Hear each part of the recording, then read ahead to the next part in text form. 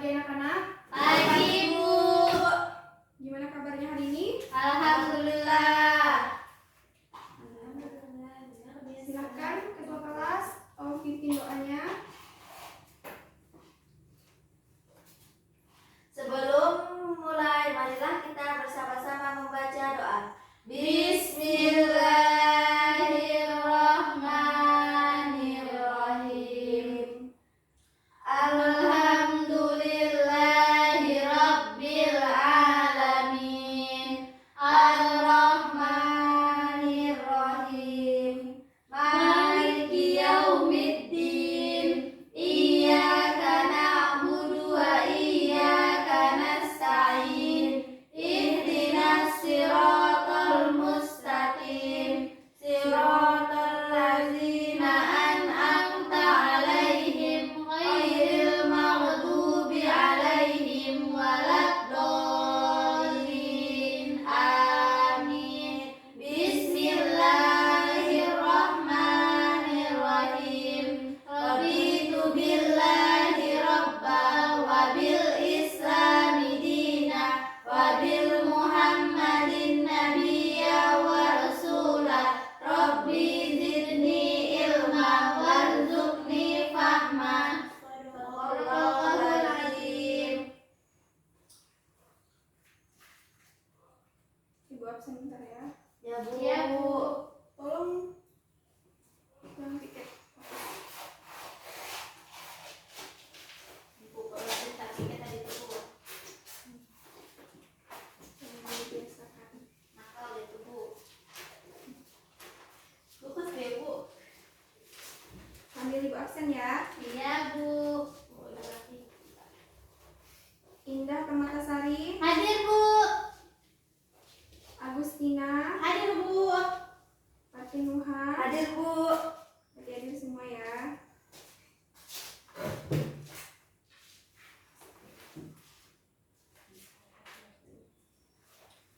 Baiklah, langsung saja kita mulai pembelajaran kita pada hari ini. Iya, Bu.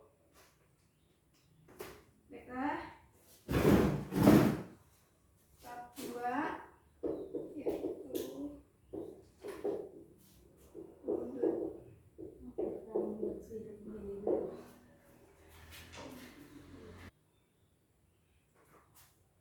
Nah, hudud ini adalah bentuk jamak dari kata had yang artinya pembatasan antara dua hal, yaitu pembatasan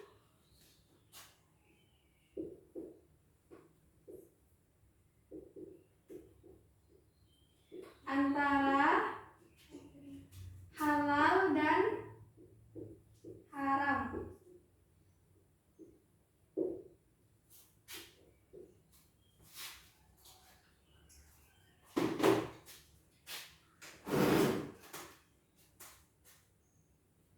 Sedangkan hudud yang dimaksud di sini itu adalah hukuman tertentu yang ditetapkan oleh Allah Subhanahu wa taala sebagai saksi hukum terhadap kejahatan selain pembunuhan dan penganiayaan.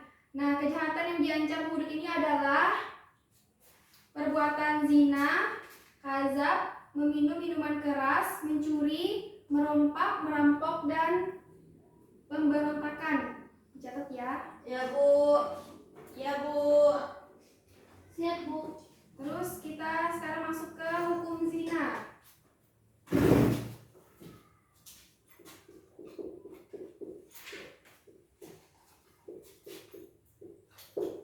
Ada yang tahu apa itu zina?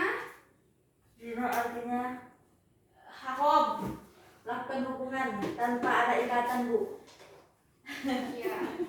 Nah, zina itu artinya melakukan persetubuhan laki-laki dan perempuan yang bukan istrinya atau dan bukan pula budaknya. Nah, para ulama itu memberikan definisi yang berbeda. Salah satu pendapatnya itu adalah illa juz zakari bi farjin muharramin bi ainihi khalla anis subhatin mustahil. Yang artinya zina itu adalah memasukkan alat kelamin laki-laki ke dalam alat kelamin perempuan dalam persetubuhan yang haram menurut zat perbuatannya, bukan karena subhat, dan perempuan itu mengatakan syahwat. Nah, yang dimaksud dengan bi'ainihi menurut perbuatan itu adalah hakikat berhubungannya seorang laki-laki dengan seorang perempuan yang bukan suami istri. Sedangkan yang dimaksud dengan mustahin, perempuan yang mendatangkan syahwat tadi, adalah manusia yang masih hidup dan berjenis kelamin perempuan, baik masih kecil maupun sudah dewasa. Silakan Fatin baca dasar hukum tentang larangan zina. Bismillahirrahmanirrahim. Wala taqrabu zina innahu kana fahisatan wa sa'a sabilan. Artinya, janganlah kamu mendekati zina, karena sungguhnya zina itu adalah perbuatan yang keji dan suatu jalan yang buruk. Sudah, Bu? Nah, inilah ya, Islam itu melarang kita untuk mendekati zina, karena zina itu adalah perbuatan buruk yang banyak menghadirkan keburukan hingga banyak larangan mengenainya. Nah, selain itu sudah dijelaskan pula pada kitab suci Al-Quran seperti tadi yang dibacakan oleh Fatin, yaitu Quran surah Al-Isra ayat 32, dan hadis-hadis bahwa perbuatan zina itu dilarang. Sampai sini ada yang mau ditanyakan? Ada, Bu. Lanjut ya, kita masuk ke pembahasan yang kedua, yaitu dasar penetapan hukum zina.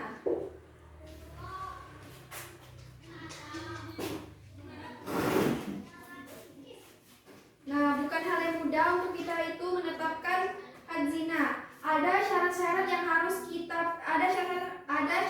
yang harus dipenuhi sehingga seorang itu dikenakan had zina. Nah, di sini ada 3 cara penetapan yang dapat dijadikan sebagai dasar bahwa orang tersebut benar-benar berbuat zina sehingga harus dikenakan hadnya.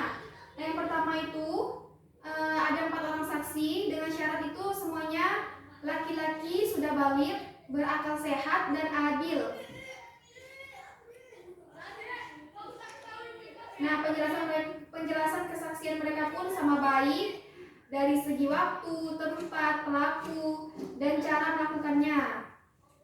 Terus, nah di sini Allah SWT berfirman, yaitu yang artinya, dan terhadap para wanita yang mengerjakan perbuatan keji, hendaklah ada 4 orang saksi di antara kamu yang menyaksikannya. Dalam Al-Quran surah An-Nisa ayat 15. Terus yang kedua itu adalah pengakuan sendiri pelakunya. Berarti harus pelakunya sendiri yang mengakui bahwa dia itu telah melakukan zina. Terus yang ketiga yaitu karinah atau indikasi. Nah, karinah atau indikasi ini misalnya seseorang wanita yang tidak bersuami ternyata hamil di luar pernikahan. Nah, sebagian ulama itu berpendapat bahwa kehamilan seorang perempuan tanpa suami itu dapat dijadikan sebagai dasar penetapannya perbuatan zina. Namun demikian, mayoritas ulama itu berpendapat sebaliknya, yaitu tidak dapat dijadikan dasar penetapan hukum zina. Kehamilannya harus diiringi dengan pengakuannya atau kesaksian 4 orang saksi. Nah, sahabat Umar berkata bahwa sanksi zina wajib dikenakan atas setiap pelaku zina apabila ada pembuktian hamil atau pengakuan. Lanjut ya. Pembahasan yang ketiga yaitu macam zina dan saksinya.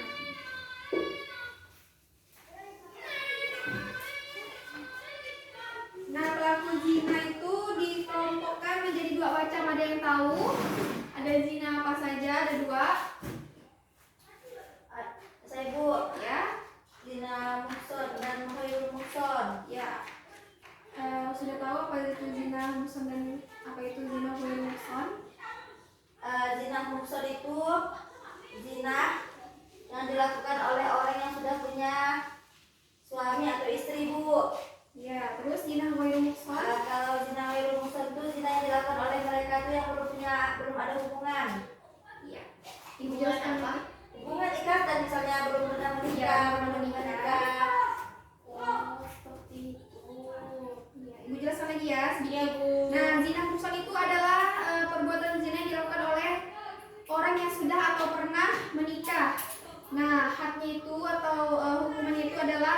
dirajam, yaitu dilempari dengan batu sampai ia mati.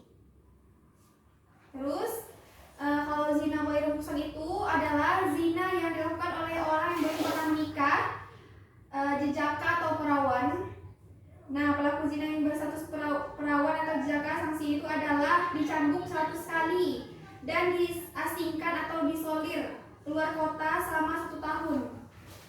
Nah, sampai di sini ada yang mau ditanyakan? Saya Bu, Ya, silakan Fatin. saya ingin bertanya, apa hal-hal atau dasar-dasar yang mendasari kenapa adanya dilarangnya berzina?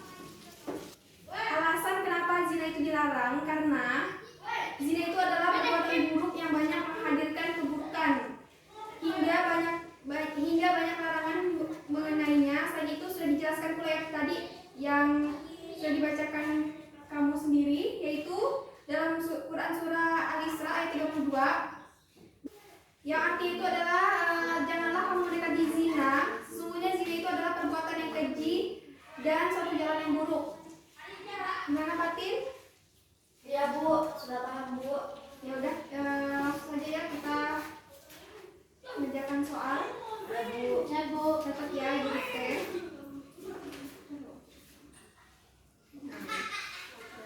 Soal yang pertama itu adalah dasar hukum larangan orang lain melakukan zina tanpa dasar yang kuat adalah Al-Quran surah. Sudah? Sudah Bu. Soal yang kedua yaitu adalah lamanya waktu pengasingan pelaku zina ghairul muhsan adalah. Sudah? Sudah Bu. Terus yang ketiga, jenis zina yang hadnya adalah dirajam, yaitu dilempari dengan batu sampai mati adalah. Sudah? Sudah Bu. Udah 3 aja cukup. Ya Bu. Ibu beri waktu kalian 5 menit ya. Ya Bu. Sudah selesai? Belum Bu. Belum Bu? Belum ya? Ya sudah. Karena waktunya sudah mau habis, kalian kerjakan di rumah saja ya. Minggu depan kita bahas lagi. Ya Bu. Kenapa Fatin? Tidak Bu. Dikumpulkan enggak Bu? Iya, minggu depan dikumpulkan, jangan lupa. Ya Bu. Nah, jadi dari kesimpulan tentang pembelajaran kita hari ini tentang zina ya, kita bisa mengambil hikmah, yaitu yang pertama adalah menjaga harkat dan martabat manusia sehingga berbeda dengan binatang. Ya, terus memperjelas status anak, terus terhindar dari berbagai penyakit berbahaya yang disebabkan penyimpangan seksual, memelihara keamanan dan ketentraman kehidupan manusia, dan yang terakhir itu adalah hak zina itu dapat menciptakan kehidupan bermasyarakat yang bermoral.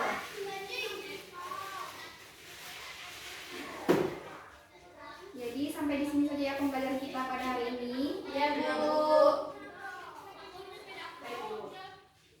Silakan ke kelas pimpin doanya.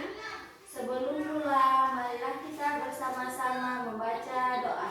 Bismillahirrahmanirrahim.